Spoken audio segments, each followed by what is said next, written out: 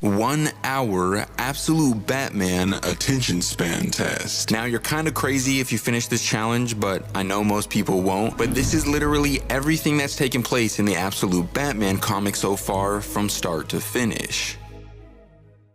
The first issue of Absolute Batman is Absolute Freaking Cinema, Attention Span Edition. So we start off during a flashback when Bruce was on a school field trip as a young boy. Unsurprisingly, he immediately took interest in seeing the zoo's bat enclosure. But according to his teacher, there'd be plenty of time for bats later, so it was time for the class to move on. Right after that, the script flips over to present-day Gotham, where an unspecified someone sped through the city streets on a motorcycle. It was a lot nicer of a place since the last time they were there, although something else changed about it as well. A new gang called the Party Animals was gaining notoriety for slaughtering innocent people practically every day. The identity of the mystery man on the motorcycle is then revealed. It was none other than Alfred Pennyworth, resembling Ra's al Ghul and stating he was in Gotham to do some very bad things. After picking up some goods from his favorite tea shop in Gotham, he traveled to his secret hideout where it's clear how much of a badass he is, keeping an entire arsenal of weapons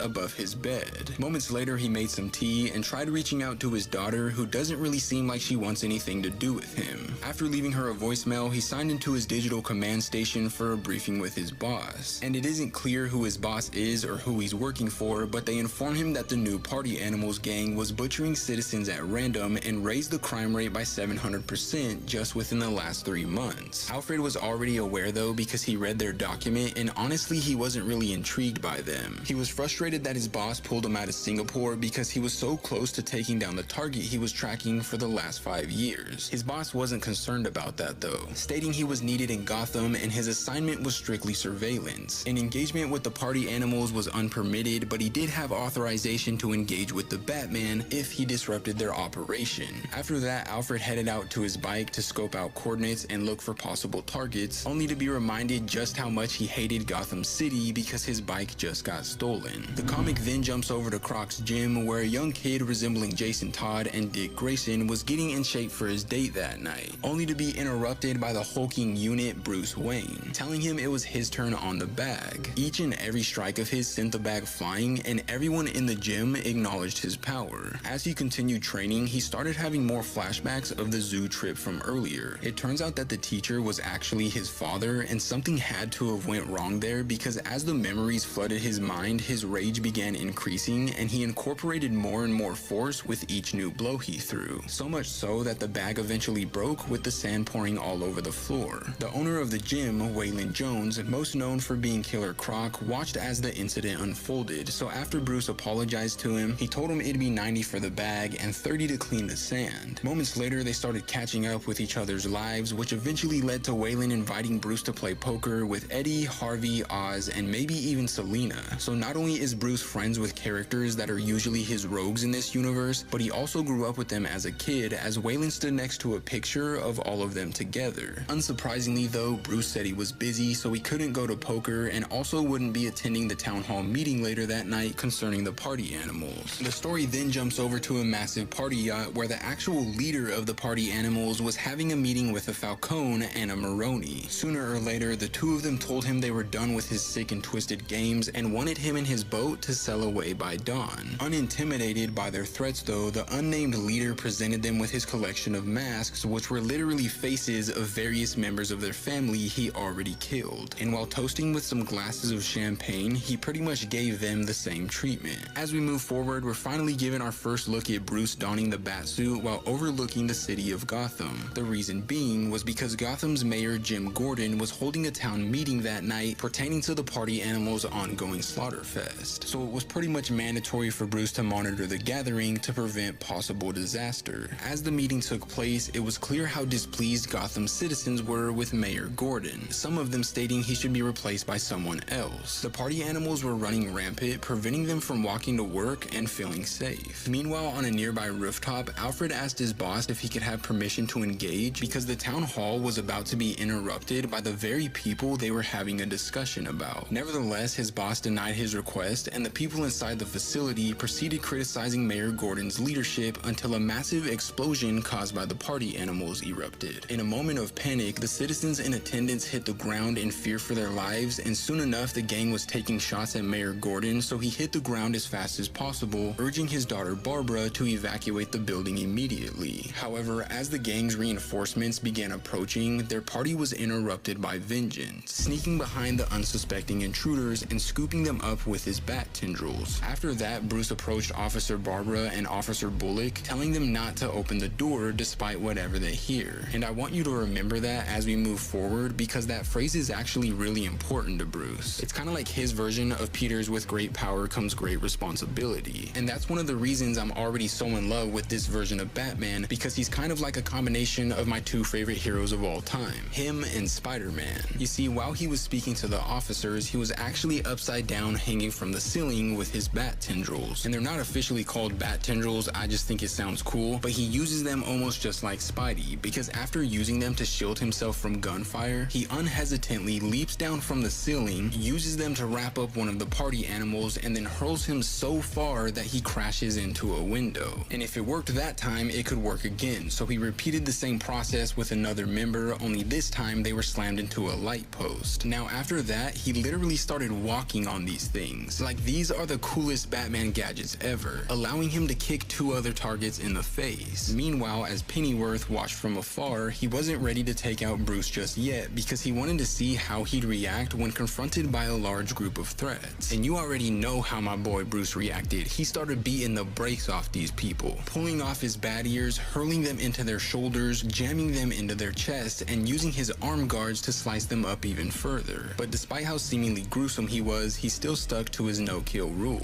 As pointed out by Alfred, there actually wasn't a single fatality, because Bruce was purposely missing each artery by just enough so they wouldn't die. After leaving a massive trail of bodies behind, Bruce was approached by a massive brute, practically the same size as him, demanding him to flee the scene. Nevertheless, this is absolute Batman we're talking about here. One of the toughest and grittiest versions we've ever seen, so he wasn't intimidated in the slightest, taking off his chest symbol, attaching it to a handle, and using it as an axe to cut the dude's arm off. As the rest of the gang members began trembling in fear, Batman gave them one last warning, demanding them to get out of his way and causing them to ditch the scene without even thinking twice about it. Alfred, on the other hand, was slightly unimpressed though, because Bruce would have set up a trap for them as they fled if he was truly a high-level tactician. Moments later, he realized that he spoke too soon though, as all the gang members went flying into the air after Bruce activated an explosion. When he himself finally approached Bruce, he snuck behind him, pointing a shotgun to his skull and indicating his brains could be blown out before he even blinked. But Bruce wasn't fazed in the slightest, striking him with such a forceful kick he flew into the air, allowing him to grab Alfred's shotgun and disappear. The next day, everybody was talking about the town hall incident, wondering who the Batman was. However, during his investigation, Alfred quickly discovered it was Bruce, and soon enough he knew his entire life story. He grew up in Crime Alley, his dad was a teacher, mom a social worker, and he was practically a genius. In the 5th grade, he won a student engineering competition after creating an origami-like collapsible bridge for bringing aid to locations hit by catastrophe, which pretty much explains the origins of the bat tendrils. Despite putting this design to such good use though, they were actually the beginning of a tragedy, because by winning that student engineering competition, his class was awarded a trip to the Gotham Zoo, and on the day they went there, a public shooter killed his father before saving him and his classmates. And the reason I wanted you to remember that phrase Bruce used earlier was because those exact same words were the last words his father spoke to him. Upon his father's death, Bruce lost his way for a while and started getting into trouble, but eventually he found his way back thanks to football. He was so good he could have went pro, but instead of doing that, he actually faked an injury to relieve himself of any expectations, because what he really wanted to do was acquire knowledge. So he started studying mechanics, chemistry, criminal psychology, military theory, and history. Once he finished doing that, he came back home to Gotham to get familiar with the streets, getting a job in the power grid and the water department, interning at the city hall, and then finally coming full circle as an engineer so he could fix the things he destroyed as Batman. Even fixing the stairs he blew up on the party animals. So yeah, Bruce basically did all of that so he could avenge his father instead of going pro in football. Regardless of how talented and determined he was though, Alfred claimed to have taken down men like him before, and all men had a weakness. weakness. Considering his parents are usually both dead, discovering his mom was his weakness was pleasantly surprising. Now, Martha was actually at the town hall meeting when the party animal struck, so Bruce made sure she was alright and then they went inside. However, Alfred was watching them the entire time and he pointed out that he could have killed Bruce right in front of her, but he chose not to because Bruce was just a kid. The story then switches things over to Bruce's base of operations, which was the top floor of a building owned by a company that never used it, making it apparent that Bruce was putting his knowledge of the city to good use. But going back to Alfred, I guess it didn't matter that Bruce was a kid when he was by himself, because upon Alfred entering the scene, he tried to take his life once again. Either way, it eventually resulted in yet another unsuccessful attempt, with Bruce blasting him with his own shotgun and revealing that he's the one who stole his bike earlier, because the same way Alfred had been watching him, Bruce had been watching Alfred. Anyways, fortunately Alfred was still breathing after being shot due to Bruce modifying his shotgun and making it non-lethal. But after their encounter, Bruce hit the city streets of Gotham in the craziest way possible, fearlessly blasting through a window 1,000 feet in the air. Later on, while Alfred was at his computer station, he was contacted by his boss again, who expressed that they lost track of the old target he'd been following for the last 5 years. Alfred was disappointed, to say the least. Apparently this person was extremely dangerous, and after studying with Henry Ducar in France, they killed him. Then after training with the League of Assassins, they killed them as well. And that's when the story switches over to the very target in question boarding a helicopter. According to one of the pilots who'd be escorting them, they were serious business and one of the richest men on the planet. But what was even crazier about this person was that they never laughed or joked around, and that's why they called him the Joker.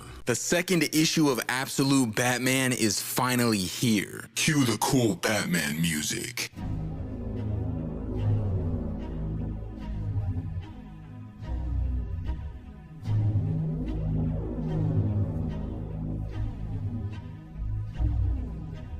Now, in the last issue, we learned that Bruce's father was killed by a public shooter at the zoo while on a school field trip with Bruce and his classmates. And this issue piggybacks on that exact incident, with Bruce begging his father to open the door, completely unaware that his lifeless corpse was slouched over on the other side, weighing the door down. Now, this is where things get super interesting, because soon enough we realize that the establishment Bruce was trapped inside of was actually the zoo's bat enclosure he was so interested in the first issue. And this is how he obtained his fear of them, because sooner or later they completely swarmed him until not a single inch of his body was visible. The story then fast forwards to present day, with Bruce fighting off a massive horde of party animals at the Gotham Aquarium. For the past 2 weeks they had been escalating their assault on Gotham, so he was doing the same thing in return, escalating his assault on them. Now, it's important to know that Alfred is the one narrating as Bruce tears these criminals apart. He'd been watching Bruce's every move and studying his tactics non-stop ever since their last interaction, also adding surveillance protections to try helping him. But shifting focus back over to the party animals, their leader Cyanus had brought in so much of them lately there was enough to take on a small militia, so Alfred was waiting for Bruce to call it quits, to retreat and regroup. But for some reason he was just so freaking relentless. It didn't matter how many of them there were and how slim his odds were, he was still going to take them down. Every move he made was calculated, taking advantage of everything he could. After that, the party animals shoved Bruce's spike-filled back into one of the fish tanks, causing almost all the water to pour out and flood the room they were in. So Bruce used his bat tendrils to cling onto the ceiling, throwing down a concentrated version of vinegar that turned the salt water into hydrochloric acid, and burning the party animals so badly they immediately evacuated the facility, only to realize a squadron of police officers was waiting for them outside. Upon fleeing the scene, Bruce made his way inside the sewers, and it's here that Alfred reveals this version of Bruce doesn't just have one cave, but a bunch of hidden stash houses all over the city. And of course, from a bird's eye perspective, they create an image of the bat symbol. Anyways, as stated by Alfred once again, when Bruce wasn't donning the bat suit, his schedule was super strict. He went to work and then vanished into the shadows directly after. There was a rumor he often met with a resistance group known as the Red Hood, but the truth was he did everything alone, even steering clear of his mother these days. The only time he broke his routine in the past few weeks was to go to Blackgate Penitentiary to visit his father's killer, Joe Chill. As another week went by, Alfred's handler told him to drop Batman's protection because he was becoming too risky of a factor. Initially, Alfred wanted to push back because in his opinion, Bruce was actually helping him get to the bottom of who the party animal's leader was. But eventually he followed orders as directed. After that, we see yet another cluster of party animals swarming Bruce's skyscraper stash houses. Unbeknownst to them though, Bruce knew they'd be coming, setting off a bunch of explosives and lighting the entire top halves of the buildings on fire, which created a ridiculously cool image of himself in the process. Batman is fuck. The comic then flips things over to Mayor Gordon, who was in the hospital after being shot by the party animals in the last issue. His opponent in the upcoming election, Mayor Hill, was on the news station playing in the background, and he was unsurprisingly bad-mouthing him due to Gotham's recent surge of violent crimes. So Gordon told Bullock to turn that dang thing off. Moments later, Bullock expressed they needed to put Batman to a stop, but Barbara disagreed, indicating that Batman saved them and that instead they should be focusing on the party animals. After that, the one and only Martha Wayne appeared to see how Gordon was recovering, only for Bullock and Barbara to be forced to leave because the party animals were tearing up Port Authority. Once they left, we find out that Jim and Martha were good friends who grew up together. And upon Martha expressing how much she missed her husband, Jim admitted that he still thought about the incident every day. He was the one who found Bruce screaming under the pile of bats. There were so much that he couldn't even see him at first. Sooner or later, he asked how Bruce was doing, but honestly, Martha had no idea. Before that day, he was her little boy and would tell her every little detail about his life, but now she didn't know him at all. That's when the book goes to a flashback where Bruce was in his room staring at the medal he won at the science fair, the first place victory that scored him and his class the field trip. Martha would then go on to tell him that his friends were waiting for him outside, but all Bruce wanted was to be left alone. When she left the room, tears started pouring down his face, and as the sadness escalated, he hurled the medal out of his window. Moving forward, we see that Bruce surprisingly showed up to the poker night with all of his friends. The friends who in most universes want to kill him, like Killer Croc, the Riddler, Harvey Dent, and Oz.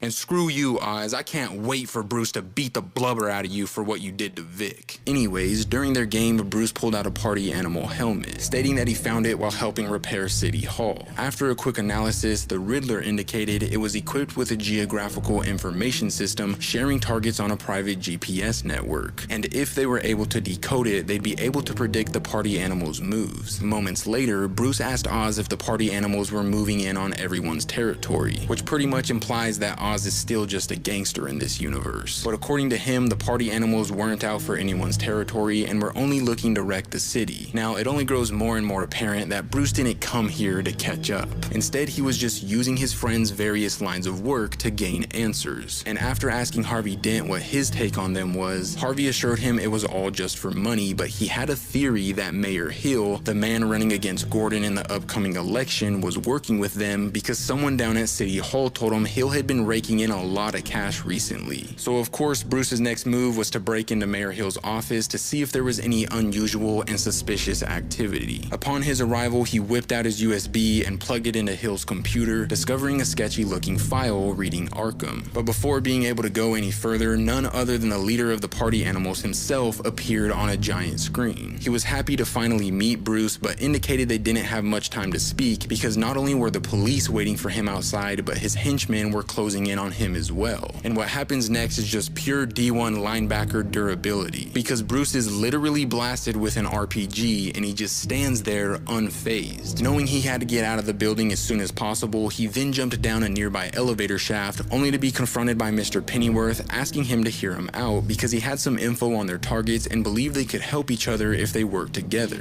So Bruce told him he had 30 seconds to explain, but Alfred wanted to get somewhere safe first, asking if he had a vehicle they could use nearby. And that's when Bruce was like, yeah, you're standing in it, revealing that his Batmobile is actually a giant freaking dump truck, and he just starts ramming through police cars like nothing. After that, we're taken back into the past where Bruce continued mourning his father's death after throwing his medal out of the window, but then suddenly the one and only Selina Kyle came in while holding the medal and telling Bruce that he was coming with her. You have just stumbled upon peak, because today we're covering Absolute Batman, issue 3. Now this video is gonna be quite long, so kick your attention span into high gear, you freaking nerd. But with that being said, the last issue ended off with Alfred expressing that him and Bruce could help each other because he had information on the party animal's leader. So Bruce told him he had 30 seconds to convince him before revealing they were inside of the Batmobile Batmobile, which is none other than a giant freaking dump truck. This issue, on the other hand, piggybacks off of last issue's flashback where Selina told Bruce to follow her after sneaking up to his bedroom window. While chasing her on the Gotham City rooftops, Bruce expressed that she was crazy and gonna get them killed because she wanted to walk across a thin cable. As stated by Selina though, it wasn't a big deal because they were only 2 stories high, so worst case scenario, he'd break a leg, but if he listened to her and only paid attention to what was in front of him, he'd make it across no problem. Just as Bruce had feared though, he eventually lost his balance towards the end. Fortunately, right before he could fall, Selina was there to pull him up. The story then gives us a quick little glimpse of Jim Gordon running through Gotham Zoo while carrying Bruce after his father was killed by the public shooter, before bringing us back to present day where him and Alfred smashed their way through the city streets in the Bat dump truck. Alfred hated all the extra attention they were getting, expressing that he spent more than 4 decades cultivating a life of stealth. He had 20 passports and twice as many identities, priding himself on being a nobody whose life was spent in the shadows, only to end up driving down Broadway on the hood of a giant Bat-themed dump truck, which is exactly when it occurred to him that Batman might be somebody he hates. Because the party animals were right on their tail, Alfred then asked Bruce what the hell he was doing. If he tried plowing through the city, they'd be overtaken by them in no time. So Bruce smugly remarked that he better talk fast then, because the 30 seconds he was giving him to make his case as to why they should work together was starting now. Coming within inches of being shot, Alfred went on to enlighten Bruce about rumors of someone known as the Black Mask. He was the leader of a secret paramilitary group that served some of the most powerful people on the planet, and Alfred believed his true identity was a man named Roman Sionis. After that, the party animals took things to the next level, pulling out an RPG and trying to blast it at the Bat truck, only to come up short and hit a nearby building. Realizing what kind of firepower they had though, Alfred suggested they abandon their vehicle to find something faster. But proving he was always one step ahead, Bruce would do the unimaginable, transforming the Batmobile into something that we're much more used to by pushing a button that closed the Batmobile in on top of itself. Essentially sport mode. The Bat dump truck has sport mode. And with that, Bruce stepped on the gas, pulling ahead of the party animals and telling Alfred he had 20 more seconds to explain himself if he was capable of holding on. Knowing how game-changing his information was, Alfred then started begging Bruce to just hear him out, so Bruce told him to get inside and close the hatch, resulting in Alfred making himself comfortable inside of a cockpit that controlled some sort of weapon. And then after that, while blowing up the party animals' tires with many bat projectiles, he indicated that Black Mask was too dangerous to fight thanks to his endless amount of resources. Initially, Bruce wasn't intimidated by what he was being told though, stating he'd just build bigger, but according to Alfred, it'd be impossible to build big enough. On the other hand, however, he was confident that Black Mask was ready to compromise and make a deal with Bruce, because whatever he was trying to achieve with all the recent chaos was almost finished. So if Bruce just had a meeting with him and agreed to step down, he'd probably lower the attacks on Gotham to almost nothing and offer Bruce millions upon millions of dollars because he worked for some of the richest people on the planet. Now, at first, Bruce was opposed to this idea because he felt like it meant he was quitting, but Alfred saw it as saving lives through diplomacy. Curious as ever though, Bruce wanted to know why Alfred was even giving him this information in the first place. So while using a wrecking ball to smash the vehicle of some nearby party animals, he asked Pennyworth what was in it for him. And in a nutshell, Alfred was like,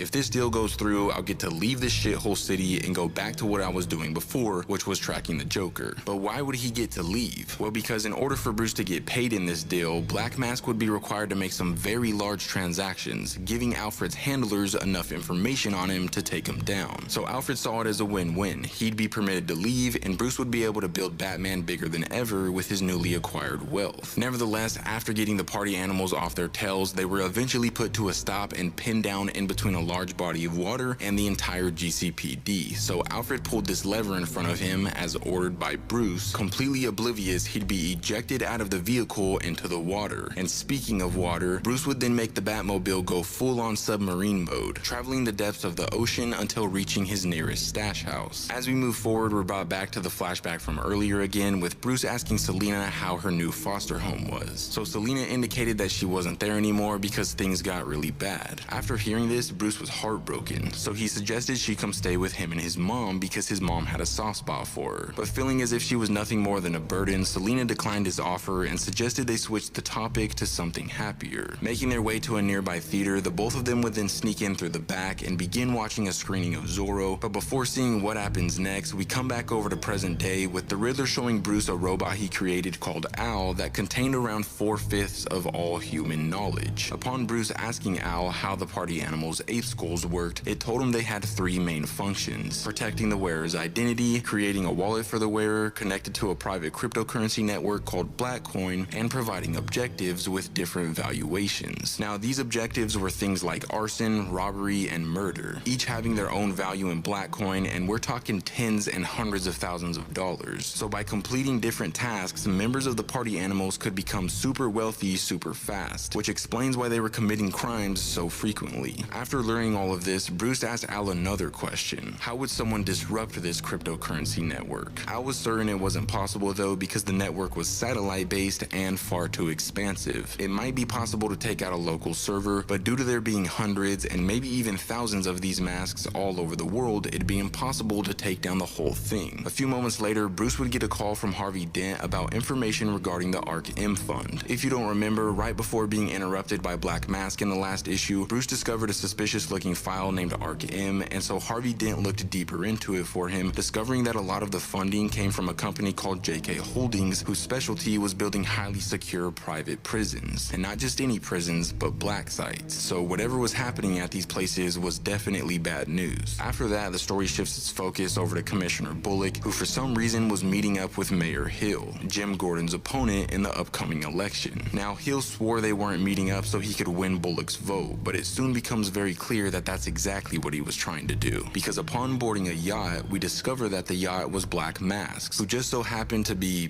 beating the crap out of a professional mixed martial arts fighter. And in the midst of doing so, he started talking about the current state of Gotham and how under Jim Gordon as mayor, the entire city, along with the GCPD, have struggled dealing with the party animals' outbreaks. Between them and the Batman, Bullock had a real serious problem on his hands that he needed to get under control or everything would start rapidly falling apart. So to try and get him on board with him and Mayor Hill, Black Mask offered to shower the GCPD in gifts, and by that I mean firepower. Choppers, RVs, you name it. If Harvey Bullock took their side, the GCPD would be taken care of. After that, we catch back up to Bruce, once again trying to put the pieces together. Only this time he was looking off into the distance at one of these black sites Harvey Dent was talking about. And while in the process of doing so, we get some narration from Alfred that reads, "Are your eyes open yet, Bruce? Are you starting to see the pieces? They call these black sites ARCs, secret unregulated prisons run in conjunction with other governments around the world. ARC A was the prototype, which is located in Santa Prisa. ARC B is in Russia, ARC C is in China, and the biggest one yet, ARC M, is planned for Gotham. Realize what you're up against, Bruce, and all that you could lose." Switching up on us yet again, the story jumps back over to the flashback between him and Selena, where we find out that this whole game of cat and mouse was pretty much to get Bruce to hang out with his friends again to ease the pain of losing his father. When his mom told him they were waiting outside for him in the last issue, Bruce just wanted to stay in his room, so after dragging him to the theater, they all snuck out of the shadows to surprise him, and it's just this really wholesome moment. Even his mom was there watching in the background, so I'm pretty sure she was in on the whole thing, minus Selena making Bruce walk along the cable. Speaking of his mom though, later on she was pleasantly surprised to wake up to Bruce eating a bowl of soup in her kitchen. But curious as to what the special occasion was, she asked him why he was there. So Bruce expressed that he was thinking she should lie low for a while until all the chaos with the party animals calmed down a bit. But according to Martha, the chaos was exactly why she couldn't lie low. In fact, she was stepping up as Jim Gordon's deputy mayor and on her way to the official press event right now. This, of course, was not something Bruce was happy about because the party animals were going after government officials, which meant now she'd have a target on her back. But whether he liked it or not, Martha was firm in her decision, stating that she wasn't just gonna sit back and watch the city collapse. After that, we get a short little glimpse of Alfred checking in on his daughter, who, by the looks of these scans, seems to be a teacher. It isn't exactly clear why him and his daughter's relationship is such a mess, but hopefully we find out soon. And then, of course, we see that Harvey Bullock did in fact fold under pressure after the whole Black Mask interaction earlier. He promised he wouldn't turn his back on Jim, but right here on the news, we see Mayor Hill say he's proud to have the endorsement of Commissioner Bullock in the GCPD. So much for friendship and trust, I guess. Anyways, as this issue comes to a close, and trust me, you're gonna want to hear this, Bruce's is in the midst of a phone call with Black Mask himself. A phone call regarding the little deal that Alfred was talking about earlier, where Black Mask tells Bruce, look, I'm offering you $200 million to stand down for just 1 week. Just 1 week. And after that week passes, I'll start taking it easier on little old Gotham. Think about all the good Batman could do with that kind of money. He'll be something larger than life. And to my surprise, your surprise, everyone's surprise probably, Bruce actually ends up taking the deal. Absolute Batman literally bites people. Yes, you heard me right, he bites people. After we saw Bruce make a deal with Black Mask to step down as Batman for a while in exchange for millions upon millions of dollars, the story gives us our first look at Bruce's early days as the Caped Crusader. And trust me when I say this, it's a pretty rough start. Picking up sometime in the past on a rooftop in Gotham City with a posse of gang members trying to intimidate a group of local business owners for not paying up in exchange for their protection. Soon enough, the leader of this gang would try and make an example out of one of these business owners, pushing them off of the building and saying, see, if we don't stay vigilant, things can get real unpredictable real fast. But to his surprise, moments later, the person he pushed off would get flung up back on top for reasons he couldn't explain. So he looked over the edge to try figuring out what was going on, allowing Batman to sneak behind his allies, screech at all of them using a voice distorter, and begin the process of taking them out by slashing them with his mini claws and then biting one of them on their necks with vampire prosthetics. After that, the only one left was the leader, but upon trying to defend himself by blasting Bruce with a hand cannon, Bruce shielded himself with his cape, cracked him in the neck, and then ripped away his gun to point it directly at his face. Before things could escalate any further though, Bruce was forced to make a break for it by jumping off of the building because even more gang members exploded onto the scene demanding him to drop the weapon. Later on, Bruce realized how tacky and stupid his little gimmicks were. Batman needed to be something bigger and better than that. So he threw away the claws, the vampire fangs, all of it, and started from square one. During this rebuilding phase, he started working out like crazy and building a batsuit that was actually respectable. But even more important than that, he began studying the ins and outs of Gotham City, learning that the Falcones and Maronis were in the process of smuggling massive arsenals of weapons into the city. So he took it upon himself to rig an RC car with a freaking bottle jack, find the trailers that these weapons were being smuggled in, and then drive the RC car under the diesel carrying the trailer to pop it up into the air, causing a bunch of the weapons to go flying out. And of course, when the people driving the diesels tried escaping, he knocked every one of them unconscious. As time went on, Bruce would continue working out and training in an effort to improve upon his athletic and physical capabilities, and in addition to that, he was constantly adding new things to his batsuit, like a new and improved bat symbol, shoulder pads, and retractable bat tendrils. Now, the bat tendrils, as we all know, are inspired by the bridge Bruce made for a school engineering competition. So it's at this point that we go back even further into the past when Bruce started working on the first concept for the bridge. Upon asking his dad if he thought it'd be good enough to win, Thomas wasn't really sure, stating that all that mattered was that Bruce felt it was the best he could do and that it showed what was special about a bat at its core. Confused about what his father meant by that, Bruce asked, how do you know what anything is at its core? So Thomas broke it down for him as best he could, expressing that sometimes it was trial and error. For example, before he was born, all he wanted to be was a heart surgeon because one day when he was a kid, his father dropped dead right in front of him due to a heart attack. But eventually he realized that this desire to be a doctor was really just about wanting to prevent other kids from feeling how he felt that day. And as a teacher, he felt like he could do that, like he could make them feel safe by preparing them for the world. After that, the story takes a sad turn because we're brought to Joe Chill's court hearing for killing Thomas at the zoo. And Chill was prepared to give a statement, but then Bruce requested to speak first, which, as stated by the judge, wasn't really traditional, but given the extraordinary circumstances, he'd let him do it. So with tears rolling down his face, complemented by a super angry expression, Bruce began talking about that day at the zoo, expressing that the best part about it was his dad because he could tell that he was so proud of him for winning this trip for all of his classmates. But now that he was gone, he knew that that was the happiest he'd ever get to be in life. Bruce would then get so angry he started cussing Joe Chill out, telling him that he effing hated him for killing his happiness, so he wasn't gonna stay around and listen to anything he had to say. But then the issue jumps a little bit further into the future with Bruce paying Chill a visit at the prison, and this time he was ready to hear what he had to say that day. Batman decided to take a bribe being offered by the Black Mask. I know I've been making a lot of Batman content lately, but the 5th issue of Absolute Batman has finally arrived, and in my opinion it's the best issue yet since the 1st and 2nd issues, so I can't not cover it, you know? So with that being said, we start off during a flashback in the hospital with Bruce being given some shots after being scraped up and bitten by a bunch of bats. And after giving him his last injection, Dr. Tompkins jokingly says, "If you start growing fangs or pointy ears, you call me right away.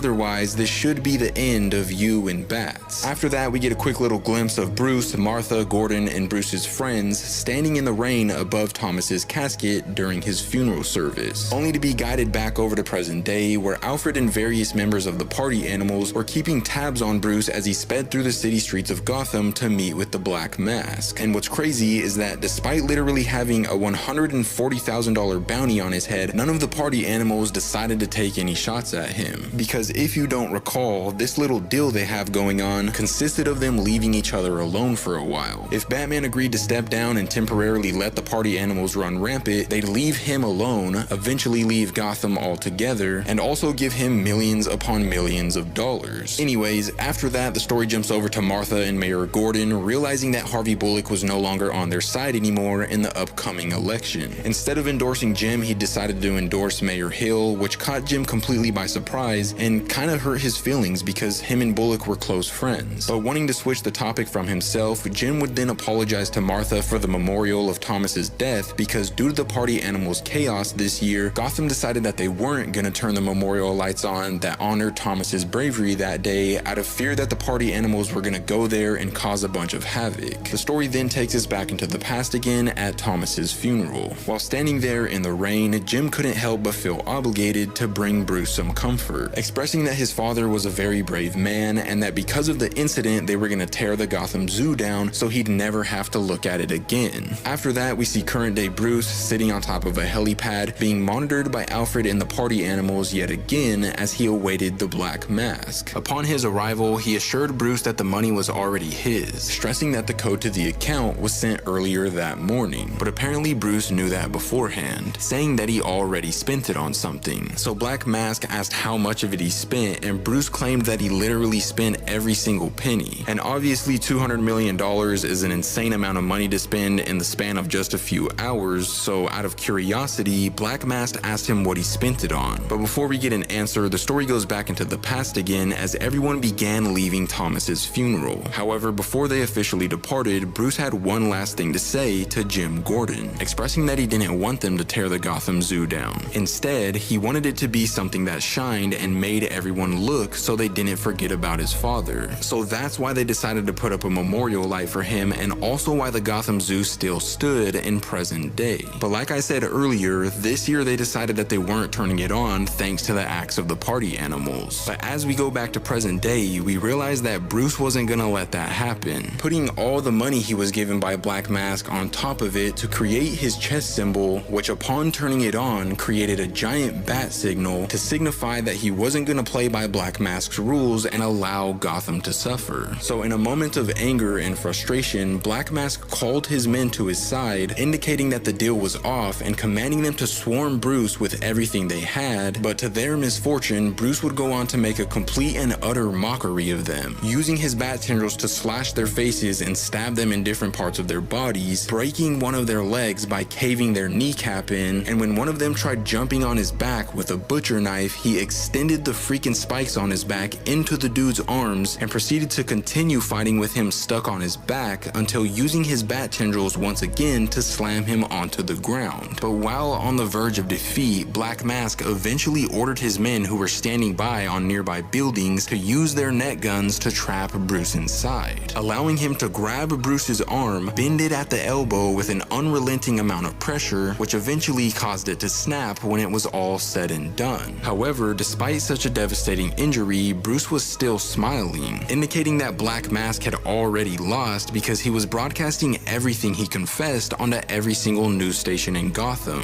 But as the bat symbol in the sky faded away due to the money setting aflame, Black Mask expressed that he didn't care and that Bruce achieved nothing with this little stunt. And to add even more insult to injury, this little pink family he was with, we don't really know who they are at this point or how they became affiliated with Black Mask, but they started tearing into Bruce Bruce as well, pulling out a blade from his ears, stabbing him with it over and over again, and then eventually lighting him on fire with a flamethrower until using his own bat axe to send him flying off of the building. However, that's when we realize that Bruce's tendrils are capable of turning into a parachute, and despite being filled with holes and super damaged, they were able to lessen the impact of his fall just enough so that when he crashed onto a car on top of this random parking garage, he was able to survive. But it soon becomes very clear that this version of Batman has some absolutely terrible luck, because almost immediately upon impact, Harvey Bullock in the GCPD began spraying him down with a minigun, causing the car he fell onto to send him flying with a massive explosion. But refusing to be taken into custody, he navigated to the lower levels of the garage where, again, he sort of just proves having terrible luck because Barbara Gordon, Jim Gordon's daughter, smashes into him with her squad car. For some reason though, instead of bringing him in, she kinda just started feeling bad for him. It could have been because his cowl fell off and she realized he was just a kid, or even just seeing how badly beaten he was. We don't really know, but ultimately she decided letting him escape through the sewers instead of bringing him in. After that, the story jumps over to Mayor Gordon and Martha in Gordon's office when suddenly Black Mask came upon the news to give a message to the people of Gotham. And in this message, he expressed that all the big guys on top with money were reaping the benefits of the average person in Gotham's hard work. Their money only continued to make them more money, while everyone else was slaving away, struggling to stay alive. And because Batman turned down his opportunity to have a bunch of money, he was extending the offer to anybody and everybody who wanted to join his side. Hundreds of millions of dollars would be up for grabs, and the only thing they needed to do to get their piece of the pie was go to these little gear stashes and start taking people out who had bounties on their heads. And as you can see here, some of Gotham's people quickly decided to join him, who immediately had their eyes on Martha and Jim Gordon. We then see Bruce trying to patch himself up at one of his many secret hideouts, and in the midst of doing so, he was visited by none other than Alfred Pennyworth, expressing that he was such a fool for the little stunt he pulled earlier. According to Bruce though, he did the right thing, indicating that he slipped a tracker onto Black Mask without him noticing, so all he needed was for Alfred to help patch him up and he could continue with his mission. But despite claiming to know 100 different ways to patch Bruce up since he was a field medic before, Alfred stated that he was never going to help him again. The final issue of Absolute Batman's first arc just dropped this week, and the ending cliffhanger is so freaking insane. It's gross, but also insane. So without further ado, let's jump in and break it down. So the last issue consisted of Bruce getting into an altercation with the Black Mask where he was repeatedly stabbed, burned with a flamethrower, and then hurled off of a skyscraper. But because his bat tendrils can turn into a parachute, he was able to decrease the impact of the fall just enough so that he survived, and after doing so, he made his way to one of his stash houses to start patching himself up. However, due to him not accepting Black Mask's bribe, Black Mask started placing weapon caches all over the city, giving anyone the opportunity to join him in the party animals to start collecting profit by killing people who had bounties on their heads. And this issue picks up immediately after that, with Killer Croc, aka Waylon Jones, watching Gotham City erupt into chaos on a local news broadcast. But moments later, his observation was interrupted when Bruce came stumbling his way inside, revealing that he was Batman for the first time ever and expressing that he needed help. After that, the story takes a detour into the past during the sleepover when all of them were young. And while at first things were very lighthearted, with everyone making fun of Bruce and Selina for liking each other, eventually things took a turn for the worst when an armed intruder entered the room, blasting Martha in the head after pulling out a pistol. Bruce would then wake up screaming, revealing that it was just a nightmare, but due to the nature of how traumatizing it was, he decided to go downstairs to make sure that his mom was okay. The story then brings us back over to present day, with Martha and Mayor Gordon being held at gunpoint by a random citizen for trying to prevent people from using the weapons being offered by the Black Mask. But curious as to what the purpose of the animal masks were, Martha then decided to look through the lenses, realizing that Gordon had a $1 million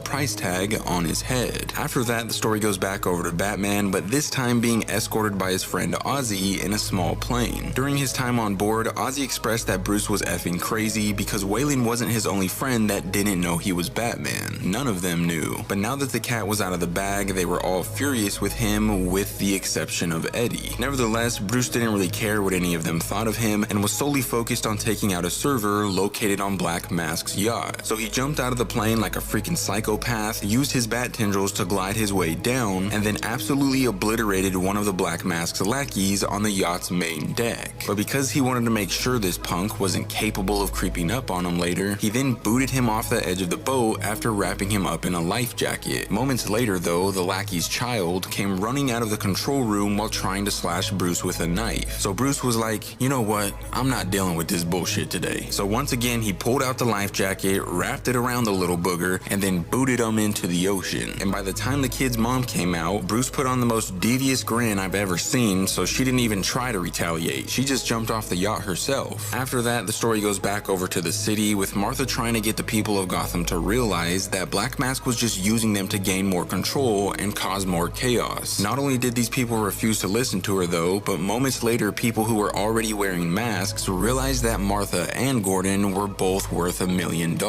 Now because Gotham was such a dangerous place right now with madmen running all over the place, Alfred decided to force his daughter Julia to get on a plane so she could get out of there as soon as possible. However, Julia wasn't in favor of going because there were people there she cared about, expressing that if he was really forcing her to leave, then she no longer considered him her father. But genuinely concerned about her safety, Alfred told the captain to take off anyway. After that, the story goes back over to the yacht, with Black Mask attempting to put Bruce down by hurling himself off the top deck like he was Jeff Hardy, only to get booted in the stomach and then smashed through a wall into a bowling alley. Using his surroundings to his advantage, Bruce would then pick up one of the bowling balls and repeatedly bash it into Black Mask's head until tackling him into another room and continuing his rampage by slamming his fist into the Black Mask's head over and over again. But moments later, Black Mask pulled out a jump rope, wrapping it around Bruce's neck and choking him so aggressively with it that his neck started pouring with blood. So Bruce began thinking of his mother's wise words, how being hopeful no matter how terrible your situation was could make all the difference in the world. And with that motivation, he dropped the horns down on his cowl and smashed them into Black Mask's eye sockets so he wasn't able to choke him anymore. After that, Bruce tossed Black Mask in the water with a life jacket, just like he did the others, but there was still one thing left to do, which was take out the servers, enabling the party animal's mask. So he went down to the server room with some grenades he found, and as soon as he got there, he pulled off one of the rings, causing the servers along with the entire boat to go up in flames for good. And because the helmets no longer had any servers to run on, Jim Gordon and Martha no longer had bounties on their heads, and the chaos in Gotham was finally put to a halt. However, after the boat went up in flames, things weren't looking too good for Bruce because for whatever reason he ended up drowning. So he had to have been caught in the explosion somehow, or maybe he was just weak from all the fighting. But before he could meet his end, it's revealed that none other than Alfred Pennyworth came back to save him with his bat dump truck submarine thing. And as the issue comes to a close, we find out that the Joker isn't actually a normal guy at all and has to like suck the life out of fetuses in order to seem like a regular person. And after being informed that things in Gotham aren't going according to plan, he says that it's time to bring out Bane. And let me tell ya, Absolute Bane looks like he's gonna eat Batman for breakfast. The day has finally come for Absolute Batman issue 7. Peak fiction. And low-key, this freaking story is like turning into a horror movie or something, because in this new issue, not only does Bruce's childhood friend like die right in front of him, but we also get the first appearance of Absolute Mr. Freeze, and he's just ripped straight out of a nightmare. So with that being said, let's just quit with the yapping, jump into the breakdown, and just read this comic for you nerds. So we start off with a flashback in the middle of the Tanzania jungle, a bright, colorful, and beautiful place filled with exotic animals to the brim, and we have Victor Freeze and his son, Victor Freeze Jr. Now, Victor Jr. is really upset because he really likes the jungle and he wants to stay there, but his father expresses that they're headed to the land of the ice. However, before they could make it to this so-called land of the ice, Victor Jr.'s eyes started going bloodshot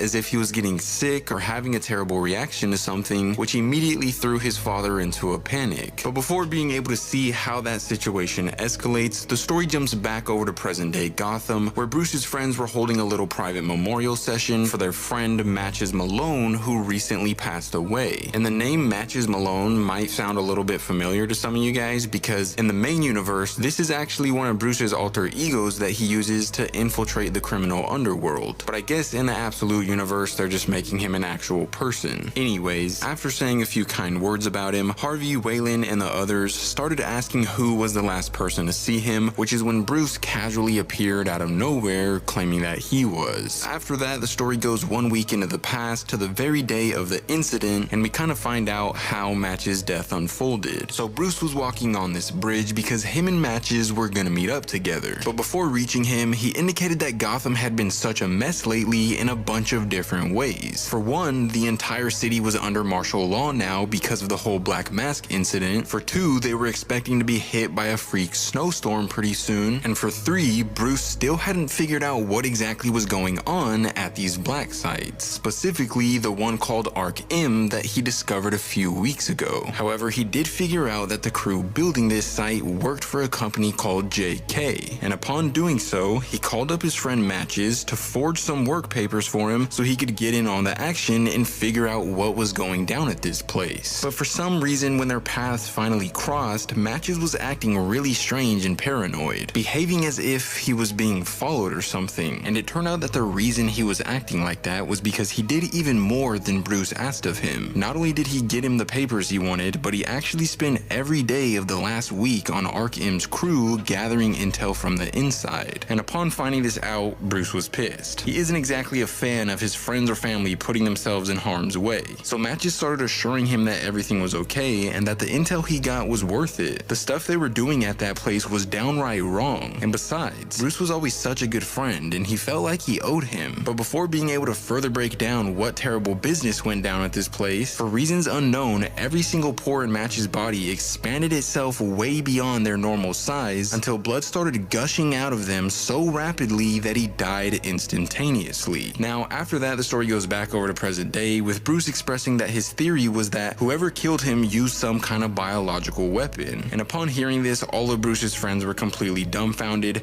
However, they were also extremely upset with Bruce for not telling them that he was Batman, expressing that they thought he was dead and that whether he wanted to or not, they needed to talk about it. Bruce wasn't in favor of this at all though, indicating that there was nothing left to talk about and that he should have kept the secret apart from them because he didn't want what happened to Matches to happen to any of them. But that's when Waylon stopped holding back what he really wanted to say, stressing that they all knew why Matches was the way he was and implying that something bad happened to him when he was a child. Nevertheless, Bruce was adamant about getting back to work and finding out how Matches was murdered, so he ignored their remarks and started walking away from everybody, only for Waylon to demand his attention one last time by promising that he'd end up dead soon if he was really gonna distance himself from all of his friends. The story then advances into the future, with Bruce trying to evade police drones and the police themselves during this martial lockdown. And the reason he was doing so was because when Matches passed away, he dropped his cell phone. So of course Bruce grabbed it to look for any sort of clues, eventually discovering a list full of researchers and doctors from all around the world. The only doctor who had any ties to Gotham though was a doctor named Victor Fries, who apparently pioneered a sketchy company regarded as V-Corps. So Bruce decided that tonight was the night he'd investigate what was going down at this place and how it was connected with Arc M. So after outmaneuvering law enforcement, he made his way into the facility by posing as a city engineer who was just doing a routine checkup. Now, the reason Bruce thought this place was so sketchy was because for some reason it pulled enough power to light up 10 city blocks. Like, what was going on for it to require that sort of power? Before being able to further investigate though, he was interrupted when one of the V-Corps employees decided to spark conversation with him, expressing that Dr. Freeze and his wife collected all sorts of wild specimens. So curious to know more about them, Bruce asked if they were still the ones to oversee this operation, to which the employee responded, "I guess you can say that," before clicking a button on a control panel, revealing that Freeze and his wife were completely frozen, and then indicating that he was their son, Victor Jr. Now, he knew that his parents being frozen in a giant block of ice was creepy, but apparently that's what they wanted. For some reason, they had a shared love of the ice and so much faith in their mission at V-Corps. So Bruce was like, well, if you don't mind me asking, what exactly was their mission? And surprisingly, Victor was really open about it, indicating that this was a place where people could preserve themselves in ice until cures for their deaths existed. That's what all the power went towards. A bunch of frozen people waiting to be woken up one day, including his parents. Now, of course, Bruce wanted to know as much as he could about this process, so he asked Vic if anyone had actually ever been successfully revived before, and as stated by Vic, he had been revived before. When he was a boy, he was diagnosed diagnosed with a rare terminal disorder, which kind of goes back to the flashback we saw earlier in the jungle. But convinced that his condition wouldn't be cured fast enough to save his life, his parents froze him in a block of ice, promising that when he eventually woke up, the world would be a better place. Now, while Victor was explaining all of this, Bruce thought it'd be a good time to look around the room for any clues relating to Match's death. And sooner than later, upon finding an ancient bacterium on one of the nearby counters, he was 100% certain that Victor was responsible for his friend's passing. Unbeknownst to him though, the entire time he was sniffing out clues, Victor was undergoing a terrible transformation right under his nose, turning into some sort of giant ice monster, grabbing him by the face, and then slowly starting to freeze Bruce's entire body. But sadly, that's when this issue comes to an end. But if you guys want to see what happens with Absolute Batman next, let me know in the comments down below.